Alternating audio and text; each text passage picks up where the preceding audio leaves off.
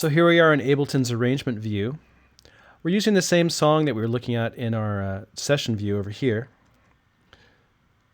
But now I've migrated a bunch of the clips over to the arrangement view to work on my song flow and to show you guys some of the basic functionality of the arrangement view.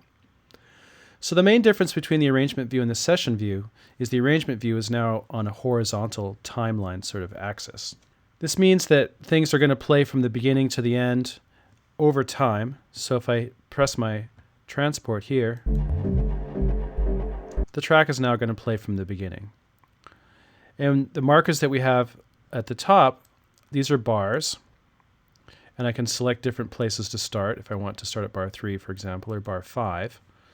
And if I click this area here, you see the transport numbers actually change. So if I want to start from bar 9, it's now selected to start at 9. Red flashing means that it's queued up at bar 9.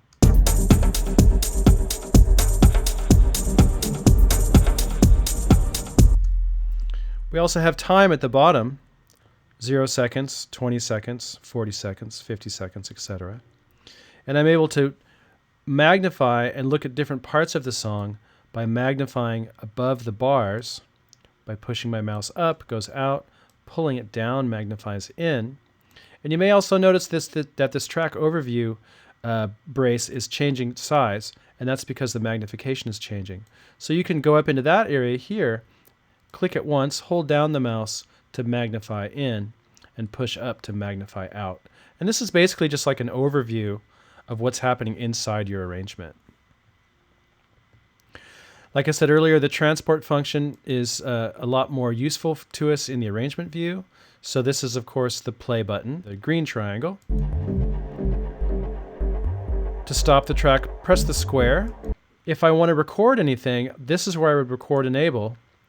And if I hit record, let's say I start recording maybe at bar 49, it will actually record things that are when the tracks are enabled over here. So this is how I do punch-ins or any type of recording in my arrangement. Over here we have one of the nice features that Ableton gives us is the looping brace. If I illuminate the looping brace, then this brace turns into a looping area. So if I want to just loop these 2 bars, or 4 bars actually, from bar 9 to 13, I just turn on the loop brace, select the area that I want to loop, and then I'll press play.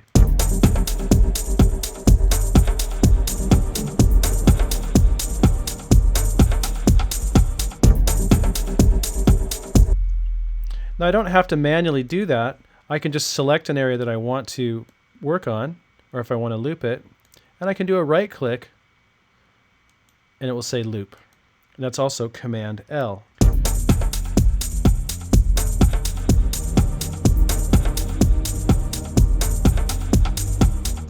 So I'm able to bounce around back and forth between different parts of the song by adjusting where the playhead starts and also by looping.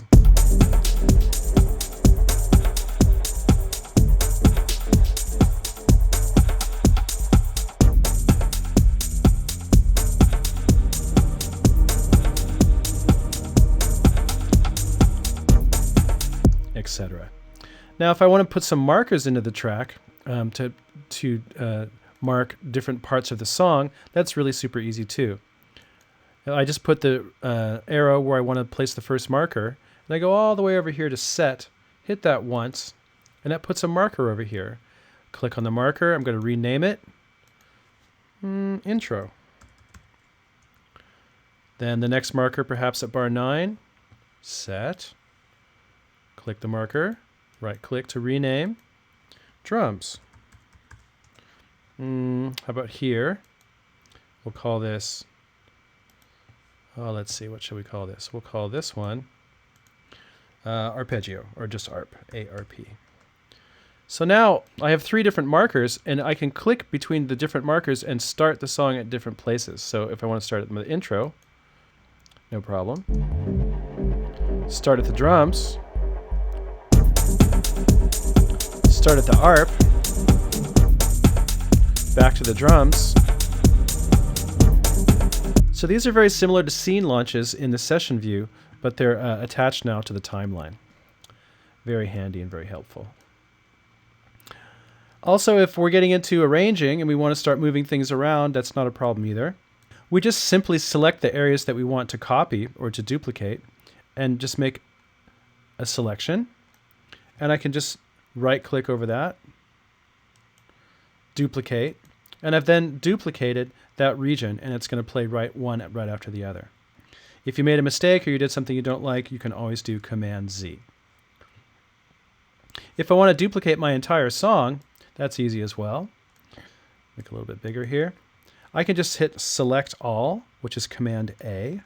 That will select all of the regions, and then I can just duplicate it, and I've then duplicated my entire song, basically doubling its length. It doesn't copy the markers, but that's fine. I can put those in later. So also you may notice that I've renamed my tracks to keep myself organized here, and that's very simple. I just right-click on the track, rename it, and I typed in kick, etc. through all the rest of the tracks, just to keep myself organized. Also, we have the same functions that we had in our regular mixing board back in the session view. These guys all here are mirrored here in the arrangement view. So this is our track activator, our solo button, and our record button. And that's true for all the rest of the tracks. One of the things that happens in the arrangement view that's different than the session view is that we have this arrow. Now, this is a little confusing because in the session view, this looked a lot like a scene launch button, and it is not a scene launch button. It is actually opening up a sub-menu. So if I open up this sub-menu, then I'll see there's a few different features that I can work on here. I can work on my track volume, my speaker on, my track panning, and various effects assignments. Another thing that happens is I'm able to actually see the MIDI clip. So if I had a different clip, maybe one that didn't have a kick or one that didn't have any hi-hats in it, and there was some variation, I would actually see that in the MIDI clip. Let's take a look at another MIDI clip here. Yeah, so this one has some variation, some extra notes on the purple one. The blue one's a little bit more basic. So I'm able to see a little snapshot of what's happening inside that clip by opening up this sub-menu. Another really nice feature of the sub-menu is the fades. So if I want to put some fades or crossfades on my track, I would go over here, selecting fades, and then I would open up the track a little bit so I can see, so I'm magnifying in. And maybe I want this part to fade in a little bit gradually. So what would happen there, the track would sound like this without the fade. Let's just listen for a second. But maybe I want it to come in a lot slower. So I'm going to have a fade in here. All right, let's check it out. That's cool. I like it. I can also do fade outs if I want to take off the tail of something. And if I move the clip, the fade travels with it, which is nice. So I'm making the clip shorter by grabbing it and sliding it to the left, and the clip is now shorter.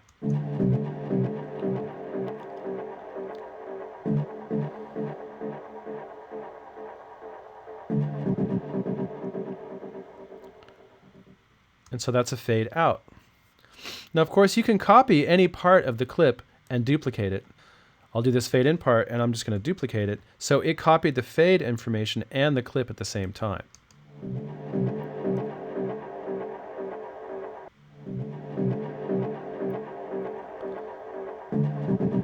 So this gives you a lot of flexibility to make a theme and variation, to make things sound kind of stuttery, to do strange fades and clip augmentation.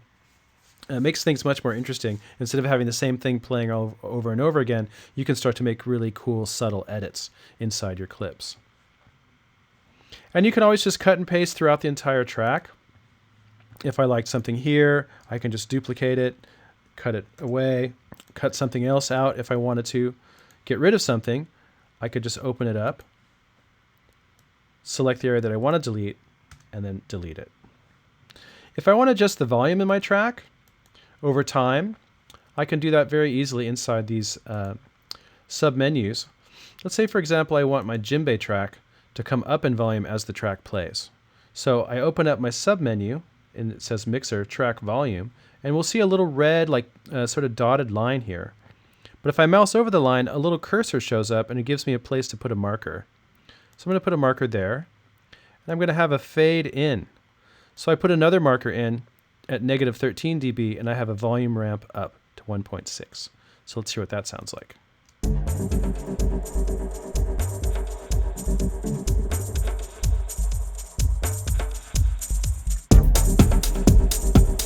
So that was nice. It was a little bit of foreshadowing on this drum. It just came in sort of gradually, and it built to full strength right when the rest of the ensemble came in. That was cool. Now, say I liked some of the automation that I did, and I want to copy it. I can do that really easily too. I can just go over to this button right over here underneath the automation submenu, and I hit this button, and it puts the automation in another lane. So that means that I can actually copy the automation, and I'm going to just mouse over it, select it, and duplicate it. And now it's copying the automation, but leaving the track, leaving the clip the same, which is really cool. So check it out. So now this automation is going to play several times.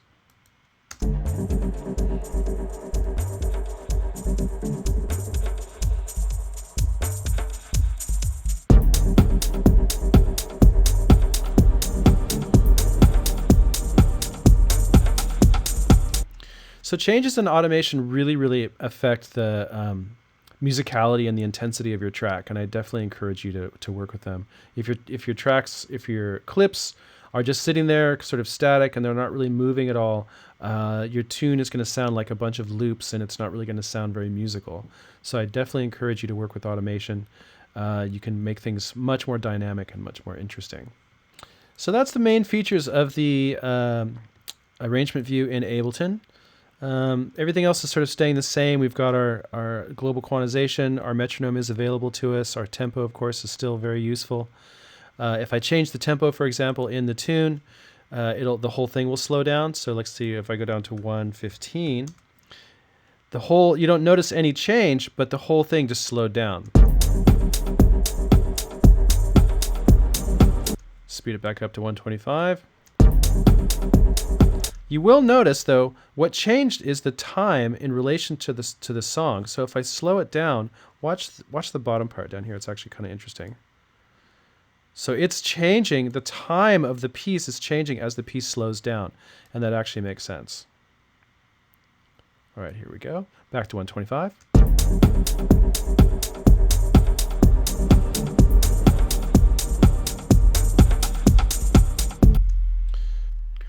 So that's a basic overview of the arrangement view in Ableton, and it is a super flexible tool for building really interesting arrangements really quickly. And I love the flexibility and the way that you can just shift things around and kind of improvise within this space to build out your more elaborate orchestrations and arrangements in song form. So let's go on to the next section, and I'll see y'all in a little bit.